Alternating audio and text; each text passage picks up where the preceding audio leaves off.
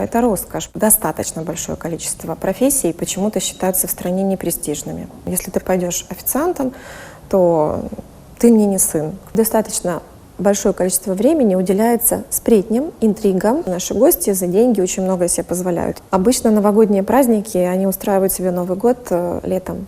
Давайте я успокою всех рестораторов сейчас. Да? Так что мы сейчас с миллениалами уже научились, слава богу, работать, я вам хочу сказать. После получения денег себя не люблю, поэтому иллюзия, что нормальных сотрудников нет.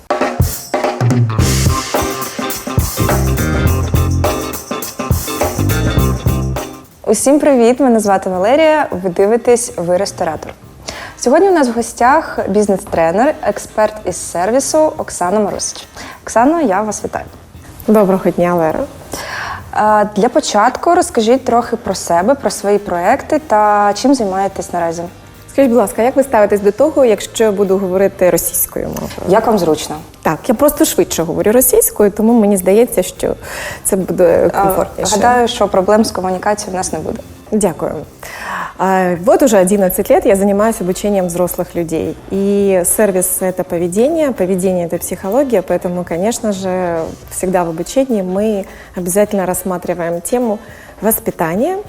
Занимаемся тем, что мы немного образовываемся, потому что недостаточно иметь образование, да, важно еще уметь демонстрировать в своем поведении все те знания, которые есть у нас в голове. Поэтому я люблю сферу гостеприимства. Я сама 26 лет тому назад начала свой путь и была администратором на ресепшн, и поэтому мне очень хорошо и понятно то, что я сейчас делаю. Я не просто обучаю, сама вместе развиваюсь и учусь со своими ребятами. Поэтому люблю рестораны, люблю гостиницы. Я сама как гость каждый день нахожусь обязательно, минимум один раз как гость. Я в заведении или в гостинице и разных стран мира, много путешествую, поэтому, конечно, мне есть чем поделиться. А якщо ми вже заговорили про ваші візити до закладів, що ви вкладаєте в таке ґрунтовне поняття, як сервіс, особисто для вас? Що це? Вы знаете, сервис – это совокупность полученных эмоций и реакций от взаимодействия, да, с другими людьми, потому что атмосфера – это ведь не только предметы, не только температура, звуки, музыка, ароматы. Это же, конечно, чувство. Для меня сервис – это чувство. Почуття – це досить складна штука. І коли ти приходиш у заклад, ти хочеш отримувати першокласний сервіс, але існує таке поняття, як людський фактор. Чи навчаєте ви, як з ним боротись і як з ним боротись? Давайте так, боротись ми ні з чим не будемо з вами, тому що ми або можемо приймати, або ми можемо дійсно хвилюватися і боятися. Поэтому да, первое, что мы рассматриваем на обучении или в тренинге, да, мы смотрим на то, чего мы боимся. Невозможно действительно обслуживать с открытым сердцем другого человека, если я напряжен и если я чего-то боюсь. Поэтому для начала мы смотрим, чего человек боится. Вы знаете, буквально сегодня был тренинг, и чего же боятся, давайте посмотрим для начала гости. Вот вы как гость приходите в ресторан? Звичайно. Так, у вас... есть же какие-то опасения, вы боитесь чего-то. Возникали ли такие мысли вообще в голове у вас, что вы боитесь чего-то? Я боюся несмачної страви, по-перше. Так, супер. Еще чего боитесь? Боюся, що мені можуть зіпсувати настрій. Так, есть опыт уже, правда? Так, еще чего?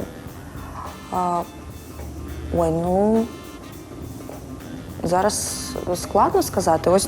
Це, мабуть, дві таких основні штуки. Давайте продолжим. Мы иногда боимся обмана. Мы боимся того, что нам предоставят, может быть, некачественные продукты. Мы боимся того, что вдруг какая-то химическая реакция у нас будет от нового неизвестного блюда. Люди боятся инфекции. Люди боятся такой откровенной лжи. Правда. Когда ты задаешь вопрос и хотел бы услышать честный ответ, да, а человек не говорит нечестно, к примеру. Да. Люди боятся, что они не получат вот этого удовлетворения цена-качество, когда человек заплатил, остается послевкусие, всегда остается послевкусие. Вот смотрите, сервис – это впечатление. Хотите вы этого или нет, все равно ваш гость все равно его получит. Да. Поэтому впечатление, оно формируется из очень многих факторов, таких из мелочей, кстати, из того, как реагирует, да, официант на какую-либо просьбу или, например, на какую-то ошибку. Кстати, поведение человека в конфликте. Да, это мелочи все, на это обращают внимание. И поэтому, если мы вернемся к страхам, то первые такие, знаете, ярко выраженные страхи – это как стереотипы, да, что мне могут предоставить некачественную услугу. Дальше, чего еще боятся гости? Зарезервировал один столик, приходит, ему предлагают другой столик. Я незначимый, я неважный здесь. Боятся, но потери значимости своей. Этот список можно продолжать. То есть гости боятся. Теперь давайте представьте себе, что вы сотрудник ресторана. Как вы думаете, чего боится официант? Якщо не закриють рахунок. Так, Це, уйдут и не мабуть, заплатят. найперше. Есть еще. Проблемних гостей, Да, історичних, да, там, да. емоційних. Да, эмоциональных есть. Еще. З боку роботодавця, якщо не виплатять зарплатню, наприклад. Да, этот пункт всегда присутствует. Мабуть, проблему у колективі, якогось клімату. Вы знаете, этот список огромный. Потому что все так же, как и гости боятся, официанты, и это администраторы, повара, кстати, тоже точно так же боятся. Они боятся, что будет невкусно. Они боятся, вдруг не вовремя вынесут блюдо, и гость расстроится. Они боятся, что не попадут в ожидание гостя, когда гость говорит «предложите как себе». Да? Они боятся не знать ответ на вопрос. Они боятся выглядеть глупо. Они иногда боятся своей некомпетентности, несостоятельности, потому что мы люди разные, иногда приходят в ресторан гости обеспеченные, состоявшиеся, а я кто? Начинается вот это, знаете, сравнение себя. И поэтому все мы люди чего-то боимся. Теперь давайте представим, что дальше. Приходит гость, боится. Тут такой выходит официант, который боится. Во что это может превратиться? У конфлікт. Да, это и есть причина конфликта. Поэтому не проработав, не проанализировав и, знаете, как не пронаблюдав свои мысли, потому что первое – это мысли. Сначала чего я боюсь, нужно проанализировать свои мысли. Да, а дальше что? Сказать себе, что я взрослый, я справлюсь, и поэтому как дальше прорабатываются страхи? Чего я боюсь? Где я могу узнать ответ на этот вопрос? Или как я могу проработать? Иногда нужно несколько раз повторить человеку, чтобы он запомнил. Да?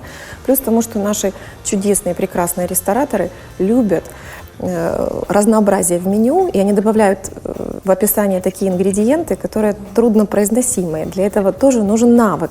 И поэтому, конечно же, и техники актерского мастерства здесь нужны. Здесь нужно не только образование, здесь еще нужна хорошая память, плюс произношение, дикция. Вы понимаете, официант – это многогранная профессия. Поэтому, когда я читаю объявление «Ничего не умеешь, ничего не знаешь, хочешь много денег зарабатывать, приходи к нам».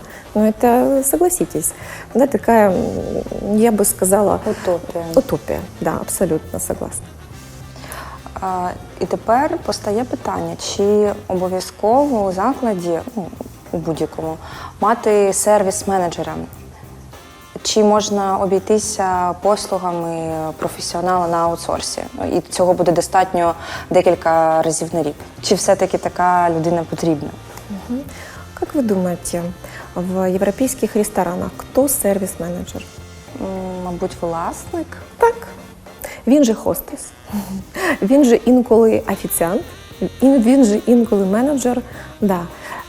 Сервис-менеджер – это человек, который, первое, любит людей. Это очень важно. Второе – это эксперт, который все знает. Но он знает, он понимает настроение, он чувствует, он бывалый. Знаете, вот есть такое хорошее выражение, он бывалый, у него есть опыт, он знает, как себя вести, как реагировать, какой комплимент сделать или какой вопрос задать, или как можно изменить настроение или отношение гостя. Поэтому это однозначно человек с опытом. Да, это очень важно. Поэтому в отельном бизнесе это необходимая позиция. Сервис-менеджер или менеджер или guest relation, да, то есть всегда есть такая позиция. Это человек, который знает все, да, обо всех. Более того, он все время перемещается активно и динамично, и поэтому этот человек важный.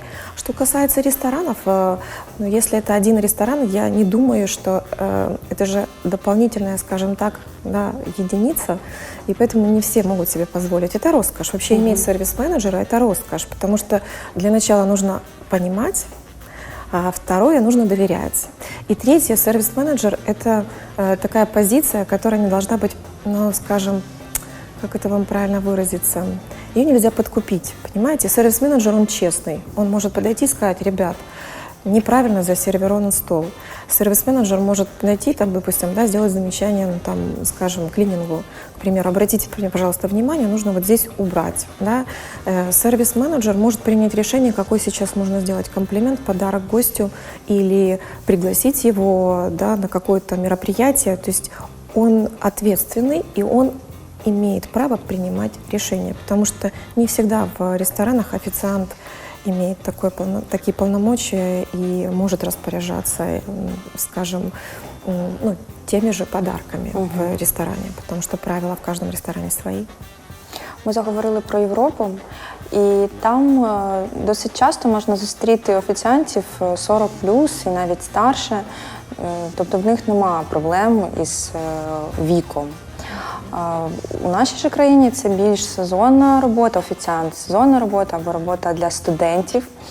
Чи є у цієї професії шанс на те, щоб у майбутньому стати більш значущою та перспективною чи щось, чи престижною?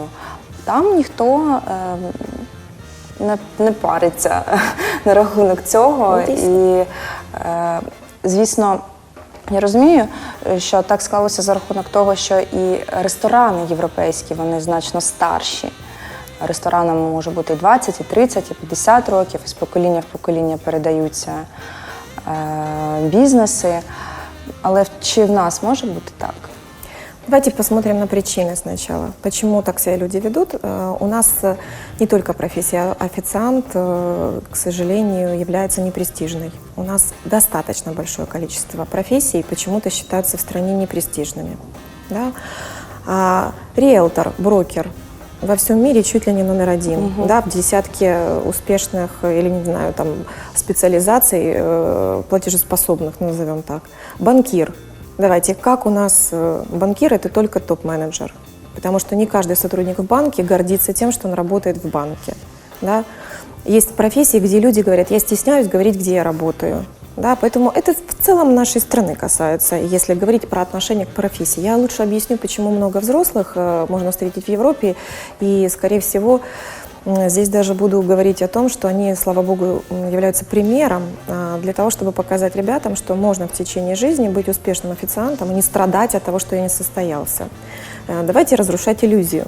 Иллюзию того, что это профессия для студентов. Потому что, конечно же, почему люди идут, студенты, работать, они начинают свой путь, и официант – это суперпрофессия. Почему? Потому что действительно можно свободный график, да, для себя создать. Следующее – это живые деньги, это вот прямо сейчас ты можешь получить наличные, потому что, да, чаевые – это, в общем-то, деньги наличные. В-третьих, я достаточно много встречала ребят, которые шли в официанты, потому что они хотели стать более коммуникабельными, потому что это всегда общение, это люди, это живой контакт, и, конечно же, это очень здорово развивает, да, и человека в целом. Поэтому студенты. Но я очень много встречала ребят, я хочу вас улыбнуть на тренинге, когда человек говорит, вы знаете, я случайно стал официантом, да, там, вы знаете, так получается, что вот все время думал, я временно, а сколько вы уже? Я 15 лет, да, и 15 лет человек официантом работает. Так что в нашей стране уже тоже есть герои, у нас есть люди, которые работают и 25 лет, есть 30 лет. Здесь больше от внутренней позиции зависит. Если сам человек принял себя вот таким, какой он есть, он не стесняется того, кем он работает. Потому что я знаю ребят, которые не говорят своим родителям, что они работают официантами, потому что родители к этому относятся с неуважением. Даже вплоть до того, что иногда были ультиматумы. Если ты пойдешь официантом, то ты мне не сын, к примеру, да, или там никому об этом не говори. Кстати, есть ребята, которые действительно стесняются и боятся, что если вдруг в ресторан придут их друзья, им неловко, и были случаи, когда кто-то даже не выходил в зал, просил, чтобы его заменили. А что такое официант в Европе? Ну, давайте как должность, вакансия, не знаю.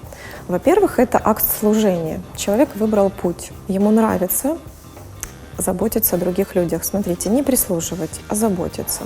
И поэтому я всегда, знаете, на это обращаю внимание. Человек вам выносит по третьей просьбе, да, к примеру, вы заказали там чай, потом попросили мед, а потом вдруг лимон, да. Вот я могу вам сказать, что везде во всем мире есть разные реакции. не только в нашей стране. Я хочу сказать, что везде есть люди, и они все разные. Один официант в третий раз, когда ты его просишь, говорит: конечно, он может пошутить. Давайте еще посмотрим, что по списку есть. Да, следующее, к примеру. А есть другое. Да, хорошо. И так человек, как робот, пойдет и там принесет вам. Есть третья реакция. Знаете, взгляд в глаза, что раньше нельзя было сказать. Да?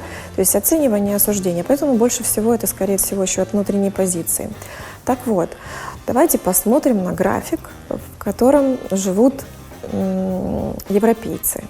У них есть периоды, определенное назначенное четкое время, когда происходит принятие пищи. То есть у них есть время завтраков, у них есть время обедов, у них есть время ужинов. Почему-то много взрослых? Да потому что они физически особо не устают. Они приходят на определенное время. Второе, они могут поспать. Берем Италию, берем Испанию. Да, это люди, которые отдыхают в течение дня. У нас же официант как зашел на смену, так он до ночи. Поэтому взрослый человек физически у нас может не справиться, потому что достаточно интенсивное идет общение с гостем. Более того, если мы возьмем Европу, в общении там очень много уважения друг с другом. Там нет такой сильной эмоциональной нагрузки, когда идет выяснение отношений, особенно в жесткой форме или агрессивной форме. У нас много напряжения. У нас достаточно много конфликтов происходит из-за неуверенности в себе. Эта ситуация сейчас очень хорошо меняется, и я думаю, что мы с вами увидим героев официантов взрослых достаточно скоро, через лет 20. Да? Они уже повзрослеют, и они будут принимать свою профессию с уважением и благодарностью. Но, еще раз повторюсь, объяснение тому, почему у нас не так много, а вот на Западе много, потому что, первое, внутренняя позиция, я принял, и это моя миссия, я готов служить другим людям, согласие с собой. Второе, это не такой активный график, насыщенный, когда человек может восстановить свои силы, да, и в-третьих, это когда сам официант понимает, что то, что он делает, да, вот тут еще очень важно, это приносит в пользу в целом в мире. Он не обесценивает себя. У нас очень много ребят, когда приходят домой, они как бы обесценивают себя. Почему? Потому что они очень много получают негативной обратной связи. У нас в стране не так принято делать комплименты, понимаете? И поэтому благоприятная среда, там дольше живут люди, потому что там люди приходят получить удовольствие, и они иногда не хотят себе портить настроение, чтобы выяснять за свои деньги отношения в ресторане. У нас немножечко не так. Вот пока мы все взрослеем, образовываемся и становимся более воспитанными, вот знаете, вот, ребята иногда получают, такие не совсем приятные, давайте, комментарии, но и мы тоже не всегда умеем принимать обратную связь. Поэтому повышенная конфликтность – такой третий пункт, вот, который, я надеюсь, тоже трансформируется, и мы станем взрослыми, ответственными, будем с благодарностью, кстати, принимать коментарі наших гостей і благодарити даже їх за це. Тобто сервіс, він залежить і від зовнішніх умов, і праці, і клімату у колективі. Що ж тоді робити власникам, менеджерам? Чи є нематеріальні способи мотивації і чи вони діють? Да, вы знаете, в нашей стране есть одна особенность, мы очень быстро загораемся и быстро потухаем, поэтому есть один нюанс, когда все хотят быть лучшим рестораном, все хотят быть лучшей командой, я не знаю, все хотят быть счастливыми и позитивными, и все очень быстро начинают, но вот не хватает нам иногда опоры для того, чтобы дойти, или вернее, не то чтобы до цели, потом цели как раз приходят, а вот как продолжать быть в этом ресурсе и продолжать любить свою работу и нравиться самому себе, кстати, в этом еще. Безусловно, здесь имеет очень много факторов. Никто не отменял гигиенические факторы, и это про, давайте, самые важные условия труда для сотрудника того же ресторанного бизнеса. Не все рестораны имеют в наличии душевые кабины. А иногда это очень жарко, человек бегает. Вы знаете, сколько километров иногда наматывает там официант? За 8, 10, 12 годин. Да. Это большой километраж, он все время находится на ногах. Не всегда имеют зоны отдыха. И я иногда обращала внимание на то, что ребята, например, те, которые хотят попить чай или там, не знаю, выйти покурить, да, они иногда сидят в каких-то мусорных баках, на каких-то странных ящиках, понимаете, то есть у них нет зоны отдыха, где они могли бы отдохнуть или переключиться, да. Следующее, не всегда все кушают и им предоставляют эту услугу, это очень важно, ну, потому что в ресурсе человек, знаете, есть хорошая фраза, она из отельного бизнеса: если вашему портье жмут туфли, то будьте уверены в том, что, может быть, в этот день он особо не будет любить гостей и улыбаться им, да, потому что внутренне он себя плохо чувствует. И поэтому, конечно же, помимо эмоционального настроя, очень важно, чтобы он был еще к тому же физически, да, ну, там, готов к смене, к рабочей смене. Поэтому это возможность и погладить ту же форму, или достаточно часто я знаю, что ребята сами себе стирают одежду, и вы понимаете, что есть ряд там международных предприятий, где предоставляют форму, а тут выдали, мало того, что ты еще будешь ответственен, так здесь еще нужно за ней ухаживать. Они не всегда физически успевают. Ну, смотрите, закрыли ресторан, работает до последнего гостя. Да, утром нужно выйти на смену. К примеру, постирана одна рубашка, а, как правило, это 2 рубашки. Ну, и бывает так, что он просто физически не успевает либо постирать, либо погладить, и дальше происходит то, что иногда, понимаете, происходит. И поэтому гигиенические факторы раз. Второе – это эмоциональное. Да, вот среда, эмоциональная атмосфера – это то, как мы между собой взаимодействуем, разговариваем. Вот здесь у нас есть двойной стандарт, опять-таки напряжение откуда и берется. Знаете, я в последнее время много говорю о честной коммуникации.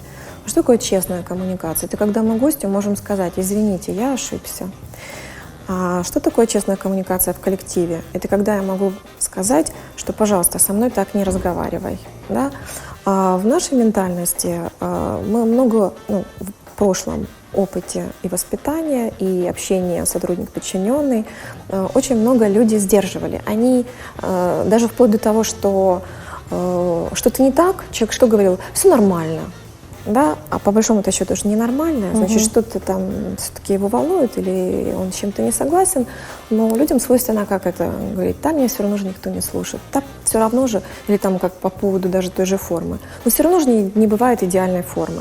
Я говорю: ну вы же понимаете, если вы сами себе не нравитесь, то как вы потом будете выглядеть, да, там, в глазах других людей, если вы подходите к зеркалу, себе не нравитесь? Вы всегда можете ее ушить, вы всегда можете создать, да, себе настроение через, может быть, какой-то даже аксессуар. Да, если это возможность, вы можете это все сделать, но кто сказал, что вот только так? Приложите усилия. Поэтому я еще про то, что сами ребята иногда ленятся что-либо менять в том, что им не нравится. И поэтому вот эта эмоциональная среда, она про, во-первых, взаимоотношения друг с другом. Есть ли уважение? Давайте так, потому что иногда бывает, не всегда зал дружит с кухней, и существует конфликтность. Не всегда смена дружит со сменой, и иногда даже бывает на самой смене, знаете, тройка против тройки. Да? И вот эта конкуренция, которая была в прошлом, она была очень агрессивная, кстати, конкуренция, вроде замечательные показатели, результаты, да, нам демонстрировала, а с другой стороны, она очень разрушительна, потому что человек, во-первых, все время себя сравнивает, он теряет естество, получается, он не знает себя, не чувствует и не слышит, он идет за тем, чтобы кому-то что-то доказать, да, и более того, не всегда честным способом. И поэтому это очень сильно утомляло. Более того, ресторанный бизнес, по-моему, это один из немногих бизнесов, где достаточно большое количество времени уделяется сплетням, интригам, ну и всевозможным разговорчикам, знаете, в кулуарах. То есть они такие очень, с одной стороны, вроде люди интересующиеся между собой, и очень много там общаются, и поэтому им не все равно, кто как одет, кто в чем пришел, кто как посмотрел, у кого больше чая, кто там сколько заработал, а вот у них такой столик, а у нас такой, поэтому вот этот опыт сравнений, он достаточно присутствует. И в последнее время, почему я радуюсь, меняется стиль управления в ресторанном бизнесе, когда появляется вот эта свобода, когда мы можем говорить то, что думаем, когда мы наконец-то даже гостю говорим честно, к примеру, так можем, а вот так уже не можем. У нас есть правила в ресторане.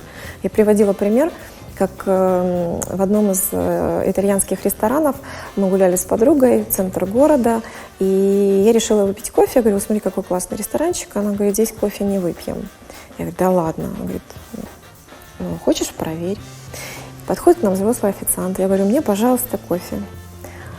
Официант еще старой школы, у него такая, знаете, позиция. Там, он так наклонился, так посмотрел, говорит: леди, кофейня через дорогу напротив. Мы ресторан.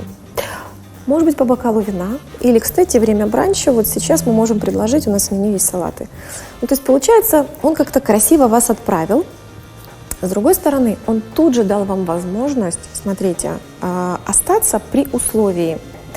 И поэтому вот эти вот интонации, с которыми мы иногда прям в полном смысле слова упорно работаем, потому что как попросить гостя говорить тише, или, например, как попросить не выражаться там в присутствии рядом дети, как попросить, например, не курить в месте, где нельзя курить, потому что наши гости за деньги очень много себе позволяют. Я могу вам сказать, что психологическая поддержка сотрудникам ресторанного бизнеса – это просто необходимость, потому что не всегда ребята понимают вообще, как себя вести с человеком, который достаточно невоспитанный или некультурный, и еще чаще всего, имея власть и полномочия, угрожает и ведет себя неадекватно. Поэтому здесь очень важны знания. И это, могу вам сказать, тоже один из критериев мотивации, потому что когда, например, я знаю, что нужно делать, мне легче, да, на рабочем месте. Это влияет в целом на атмосферу. Поэтому обучение – это необходимость сегодня.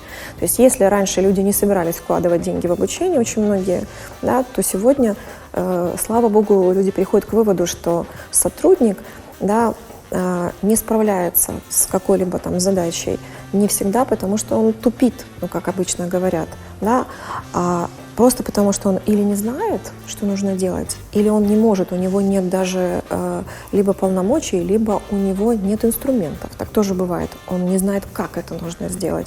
Но есть третий вариант, он не хочет просто, да, это тогда мы тоже ищем способы и смотрим. Поэтому в нематериальной мотивации есть достаточно много сегодня современных способов, а именно это не просто там система премирования, да. Сегодня есть рестораны, которые, например, там лучших ребят по определенным показателям там вывозят в какой-нибудь интересный европейский город, где они дают возможность побывать в ресторанах и побывать теми же гостями и увидеть этот суперсервис. Есть, например, в системе мотивации, например, получить какое-то образование, да, дополнительное, и компания готова это оплатить. Есть, например, в системе там, нематериальной мотивации возможность поучиться, кстати, чему-то новому. И есть, я вам скажу, люди, в каждом, мне кажется, ресторане есть такой человек, который бы хотел поучить другого человека, передать опыт, знания, да. Вот, не обязательно это даже за деньги делать. Есть люди, которые хотят поделиться этим опытом. И, безусловно, важным пунктом, они сами об этом говорят, является, конечно же, корпоратив. Они очень любят корпоративы, но вы знаете, сапожник без сапог. Вы знаете, когда Новый год празднуют сотрудники ресторана? Предположительно, гипотетически. Можете предположить? У лютому? У березні? Знаете, возможно, в моей жизни был опыт, когда в гостинице мы праздновали 4 января Новый год, только лишь потому, что был проплаченный банкет, он отменился, продукты закупленные, и поэтому что мы делали? Мы праздновали Новый год, да, всем коллективом. Мы очень благодарили компанию, да, за то, что у нас впервые в жизни был банкет в Новый год в 4 января. Обычно новогодние праздники, они устраивают себе Новый год летом. Вот, потому что до Нового года идет очень много корпоративов в течение Нового года, и это очень интенсивный график, где ребята достаточно сильно устают. Потом периодически кто-то отдыхает, кто-то уходит в отпуск, кто-то просто-напросто обучается, образовывается, учится, потому что в тот момент, когда нет высокой активности, ребята обычно учатся. Потому проходит очень много разных тренингов и по вину, да, и по сервису, и по технологии приготовления. Тут очень много разных, я считаю, спектров для обучения в ресторанном бизнесе. Поэтому вот так, понимаете, и вот они мечтают о корпоративе, потому что получается, что они делают для других людей праздник, а сами, да, для себя не всегда успевають делать. Спілкуючись із рестораторами, власниками будь-яких закладів, часто чую про те, що все-таки є певна плинність кадрів через те, що більшість офіціантів або адміністраторів – це дівчата та юнаки, тобто міленіали. У чому складність роботи з ними і як їх мотивувати працювати? Бо вони чогось цього робити не дуже-то і хочуть. Давайте я успокою всех рестораторов сейчас, да, и отвечу на ваш вопрос.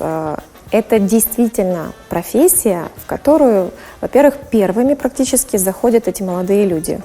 Очень много бизнесов получают себе вот таких молодых ребят в 23-25 лет, а ресторанный бизнес уже в 18, да, встречается с новым поколением. Скоро уже Z зашли, поколение Z. Так что мы сейчас с миллениалами уже научились, слава богу, работать, я вам хочу сказать.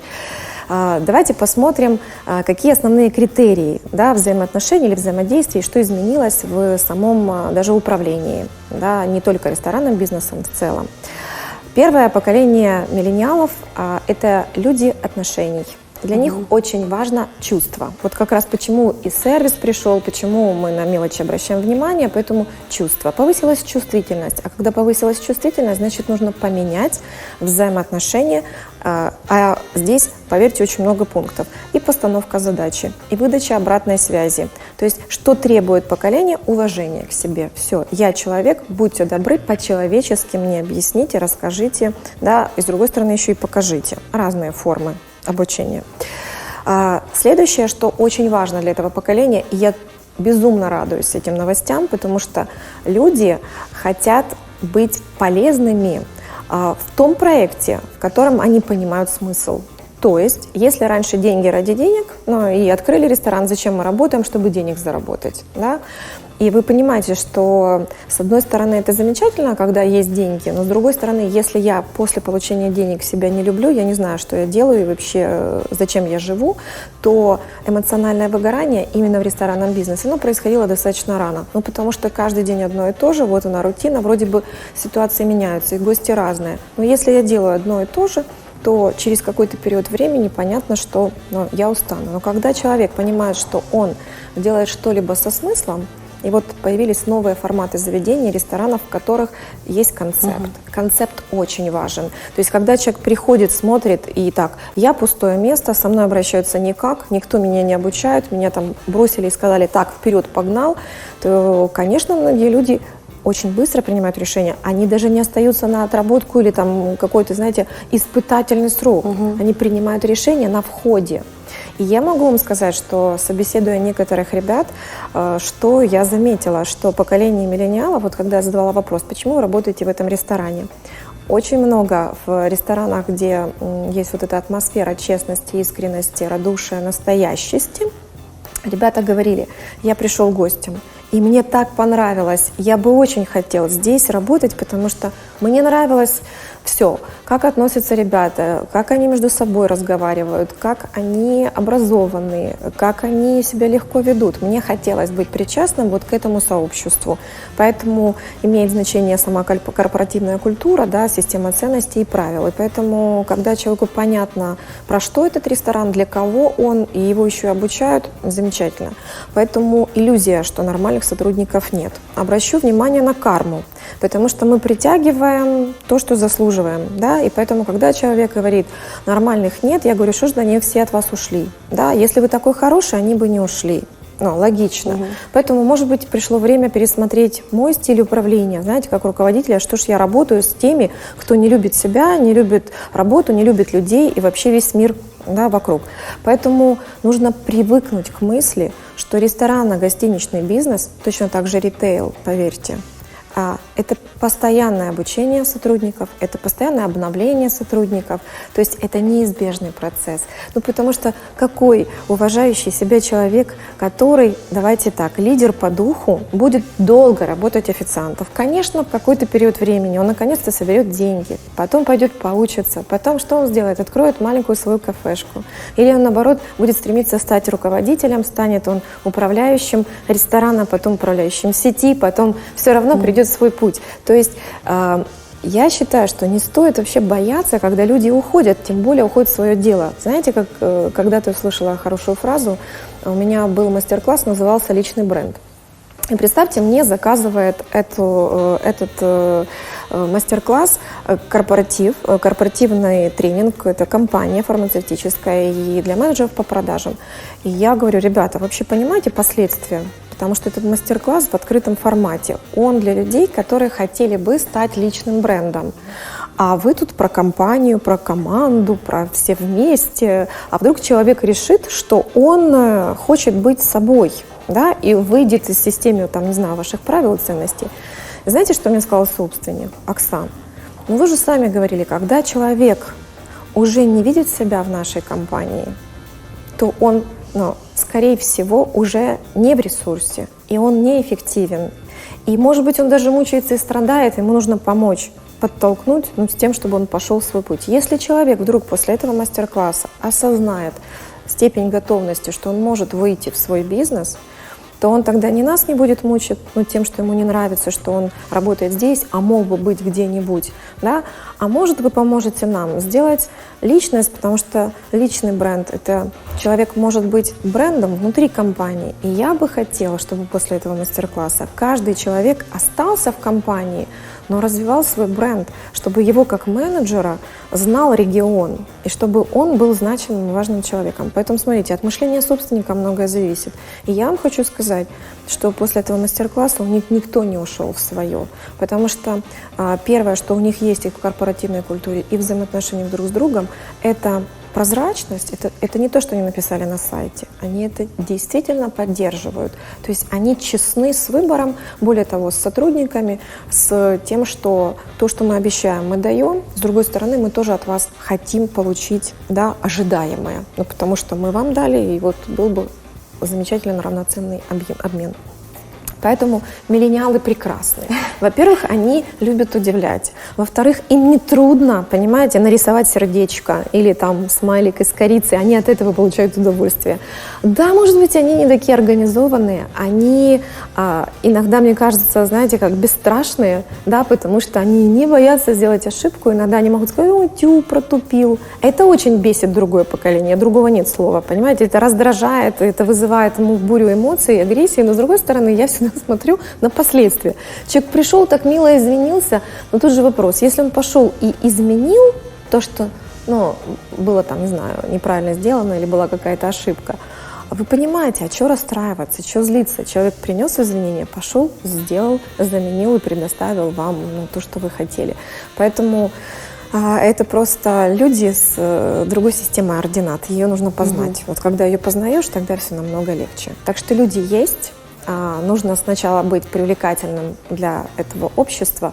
И мне кажется, что если мы с вами заглянем в любое объявление вакансий, вот любое издание или сайт, да, то вы увидите, что сотруднику достаточно сложно выбрать свое место работы, потому что крайне редко кто-то уделяет внимание тому, как написать объявление, понимаете, так, чтобы человек понял: о, это про меня, понимаете? Потому что объявление может быть такое, к примеру, у тебя нет семьи, и ты не собираешься в ближайшее время жениться, ты привык много работать на ногах, да, там, ты ведешь активный образ жизни, любишь людей, да, общение, у тебя хорошая память, да, ты умеешь говорить и произносить сложно выговариваемые вещи, тебе к нам в ресторан, понимаете, да, человек читает, вот, про меня, да. Если, например, мы видим объявление, когда, да, у тебя есть семья, и ты бы хотел четкий график, да, ты любишь порядок, ты любишь ответственность, ты мало разговариваешь, да? Для тебя очень важен результат, ты ценишь время свое и других людей, приходи тебе ко мне. Понимаете? Я вам сейчас описала 2 стиля сервиса. И тогда человек не страдает, потому что все пишут одинаково. Знаете, какое объявление? Вы откройте, просто посмотрите. Чистый, опрятный, аккуратный, коммуникабельный, стрессоустойчивый. Вот это основные объявления. И человек читает 25 объявлений, как ему выбрать свой ресторан. Конечно, что он делает? Методом проб и ошибок. Он заходит в опыт, смотрит в этот опыт, понимает: о нет, это не нравится. Потому что даже если бы он хотел сформулировать свой идеальный ресторан, он не знает пока, как это сделать. А ресторан, получается, не помогает ему выбрать себя. Поэтому я бы рекомендовала пересмотреть об'явлення, которые там есть. Оксан, я дуже дякую вам за зустріч, за живу та цікаву бесіду і бажаю вам вдячних та цікавих студентів. Дякую. Я бажаю вашому проєкту позитивних відгуків і робіть вашу справу, тому що розвивати людей, мені здається, що це дуже важлива річ сьогодні. А з вами ми побачимося вже у наступному випуску «Ви ресторатор». Не забувайте ставити лайки, ставити дзвіночки та підписуватись на канал.